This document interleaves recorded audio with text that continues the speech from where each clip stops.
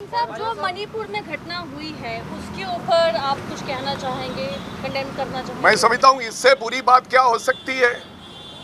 ये तो देश के प्रधानमंत्री और देश के गृह मंत्री के लिए, मेरे को लगता है इससे शर्मनाक बात हो ही नहीं सकती। खड़गे साहब ने कहा है कि अब इस देश को क्या हो गया है।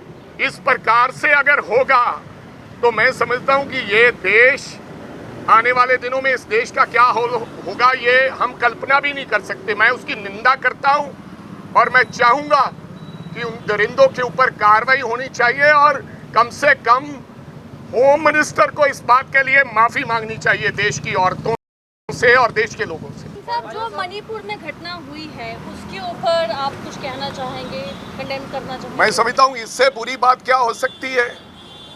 ये तो देश के प्रधानमंत्री और देश के गृह मंत्री के लिए, मेरे को लगता है इससे शर्मनाक बात हो ही नहीं सकती। खड़गे साहब ने कहा है कि अब इस देश को क्या हो गया है। इस प्रकार से अगर होगा तो मैं समझता हूँ कि ये देश आने वाले दिनों में, इस देश का क्या होगा ये हम कल्पना भी नहीं कर सकते। मैं उसकी निंदा करता हूँ और मैं चाहूँगा कि उन दरिंदों के ऊपर कार्रवाई होनी चाहिए और कम से कम होम मिनिस्टर को इस बात के लिए माफ़ी मांगनी चाहिए देश की औरतों। मैं समझता हूँ इससे बुरी बात क्या हो सकती है। ये तो देश के प्रधानमंत्री और देश के गृह मंत्री के लिए, मेरे को लगता है इससे शर्मनाक बात हो ही नहीं सकती। खड़गे साहब ने कहा है कि अब इस देश को क्या हो गया है।